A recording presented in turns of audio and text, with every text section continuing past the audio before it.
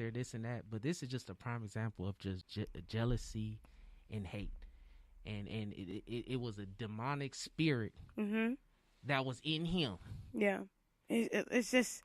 But the funny thing is, like I said, I don't want to start preaching in here, but Go like ahead, I said, on a spiritual level. Preach, I'm let you speak. I'm just saying, on a spiritual level, like for real, God knew that. You know, I was reading something on the Bible, not on the Bible, but something online a few days ago, and it said, why does God allow killing? And I always wonder that too.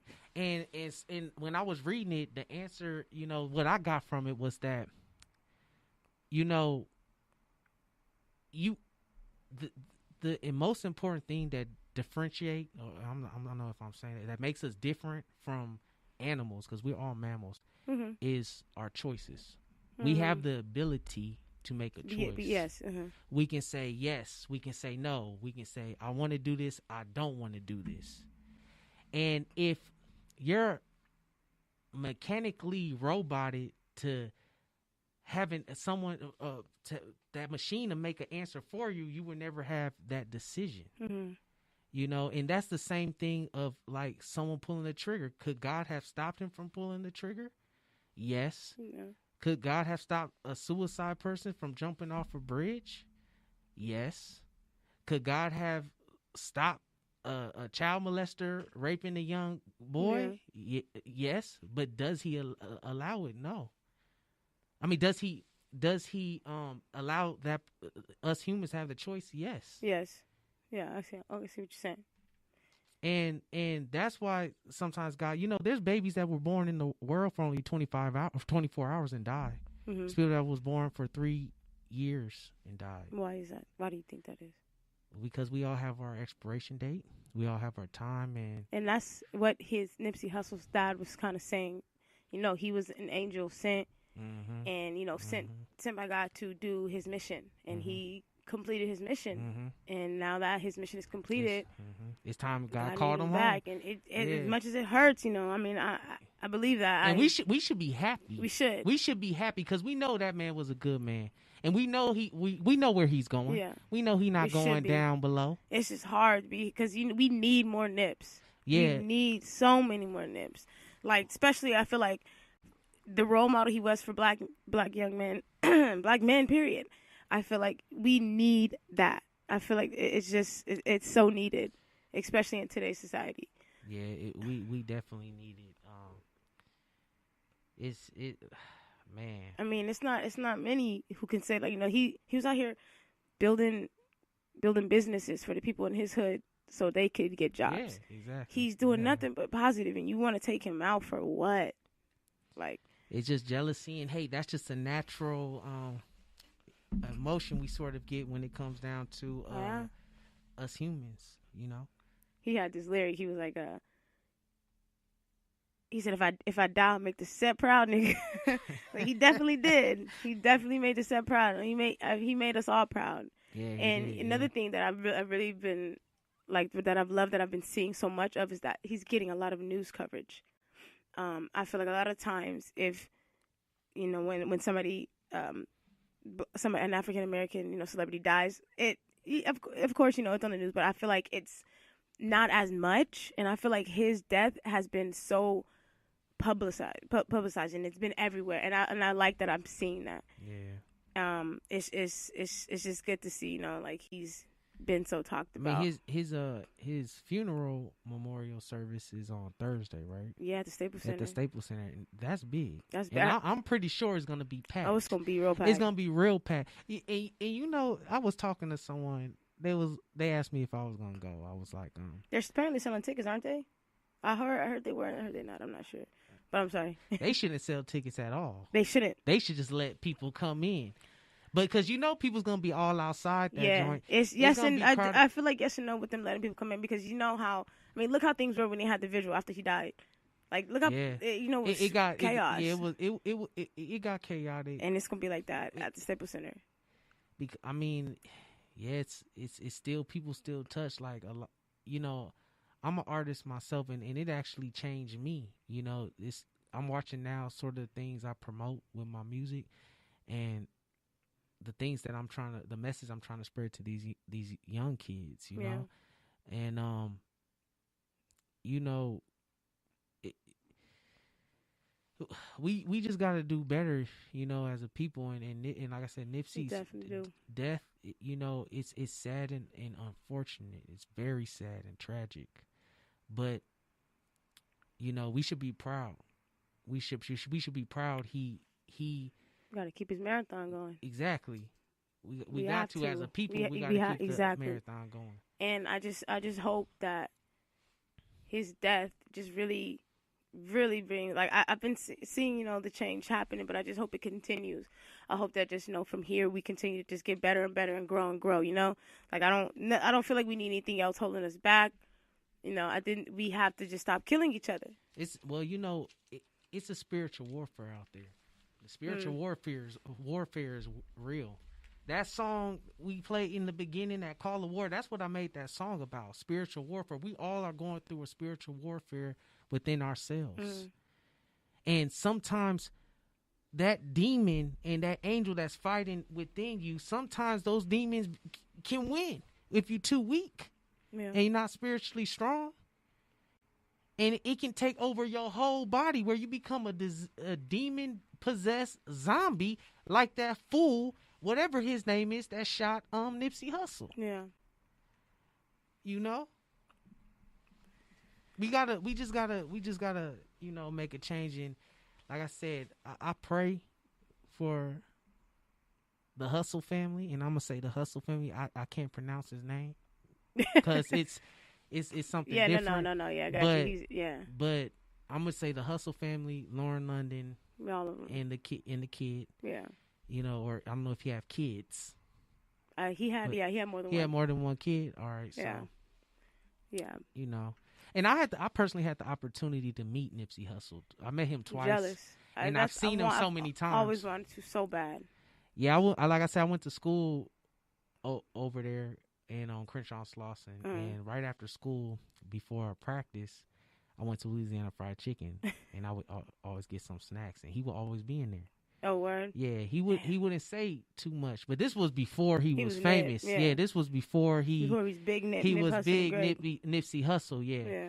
And you know, he had the short hair, and you know, he had the t-shirt that wasn't tight. It was a little baggy. Yeah.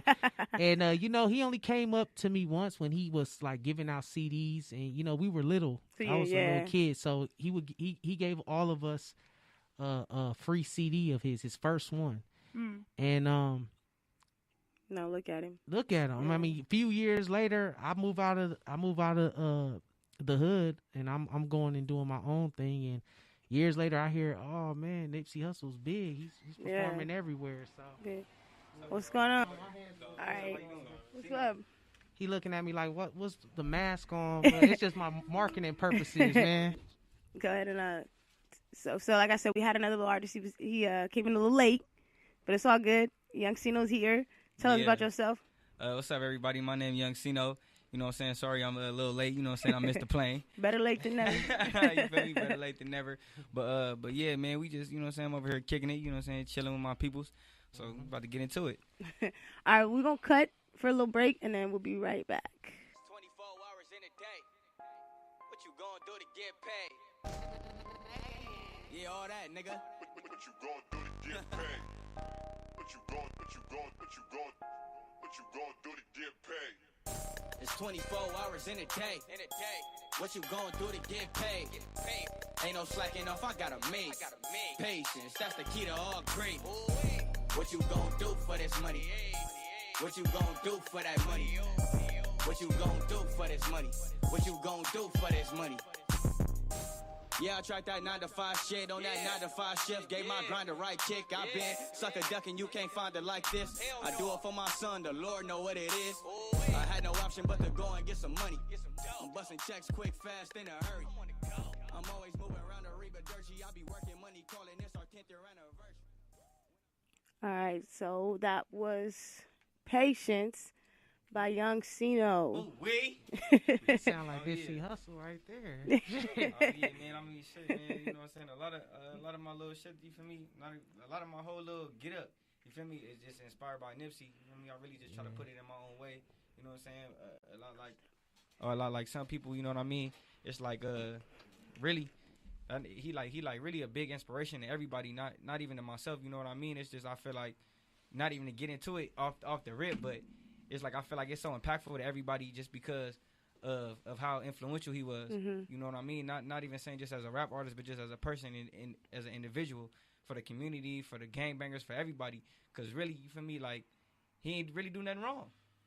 You know what I mean? Like all he promoted was positivity and it was good vibes. I don't really know Nipsey personally, but much like other people, I feel like they knew him as an individual. It was a spirit, man. It's like everybody knew him. He was good spirited. He's honestly one of the big reasons I started this podcast. You know, rappers like him. It's like just what we've been saying this whole time. It's just been it's a heartbreak, devastating to the community. On my phone, we didn't even introduce who you brought with you, Young Sino. Yeah, man. I got my boy, boy. Vito. Don Vito. Don Vito, you got the all money in shirt. That's what you want them to know you by? Don Vito. All right, that's Don Vito. Don Vito. Don Vito, the one on Instagram. Don Vito, tell me how you feel about Nip. Man, How do you feel? You know, that shit. the community has been affected. That, man, that's deep right there. That whole situation messed up. Like, Nip was one of them dudes, right? He was one of them dudes. Like, I known him since I was a teenager, so it ain't even like for no moderation or nothing. You feel me? No type of paper or nothing. But I knew this dude a long time, and I watched him transform. And the whole process, he like evolved. You knew him personally, or? Well, we used to hang out when we was teenagers. Oh wow! And because I grew up on the east side of LA, so yeah, it'd be like sporadic. I just went to Crenshaw though. Yeah, man, it's. I mean, that shit crazy, for real. But I mean, shit, man, like it just make you really look at the situation like, damn, if that happened, it make you look at the situation like, damn, if that happened, anything could happen. You feel me? Because I feel like Nip, if Nip couldn't get touched, or I'm not even saying like he couldn't get touched, but if nothing happened to Nip, then it was just like I don't know. You know what I mean? It's just like Nipsey Hussle. He just one of them dudes you would like never think. Like, it was the last person you thought, the absolute like, last person you thought would have been shot and right? murdered, shot in the head. That man was teaching too much. He was teaching people too much. He was teaching the game. If you listen to all his shit, I listen to all his shit from the beginning to the end. Yeah. He teach you from the beginning to the end how it went. And you can see the man processing and evolving along the way. Like, he learning himself. Yeah. Like, he took it from the streets. It's 10 years deep. He ain't just come out. This is his first album. He got like 20 mixtapes. Yeah. You feel me? Yeah. They go deep. So Definitely. seeing that whole process is like, goddamn, how a nigga just take him away? How a nigga just get away with this or do this type of shit? It's hurtful, and it's where do you get in your brain to go do that? Yeah, that's what crazy. That's what we was talking about earlier. Like, I think like sometimes I don't know. I take this on a spiritual level. You know, sometimes God he puts, you know, his angels, his soldiers down here, and sometimes it's sacrificial. You know, he's like a sacrificial lamb. You know, it's unfortunate and it's tragic of what happened, but it also changed a lot for the black community. You know, there's gangs that's been in decades with war with each other, and they unifying, coming together, Yeah. And you know, like you were saying that you seen a clip where Nipsey Hussle's dad was talking. Oh yeah, it was something that I read. And what did he say? He was like, he said did his mission. Yeah, before you guys came in, I was saying, his pop said he was an angel sent from God, and basically, angels are sent to do their missions, and Nip was down here doing his mission, and he completed his mission, and now that his mission is complete, God needed him back. Yeah. And like I was saying, I really believe that. But what I wanted to ask you guys is, do you guys think it was, because I feel like I've been hearing a lot of that it was a conspiracy. Do you guys think that had anything to do with it? because and people were saying that, you know, because he was making a documentary with Dr. Sebi. You guys know who Dr. Sebi is? Yeah, one dude who had The the doctor. cure for all the diseases because Yeah, it was in your blood. It was in your bloodstream. What do you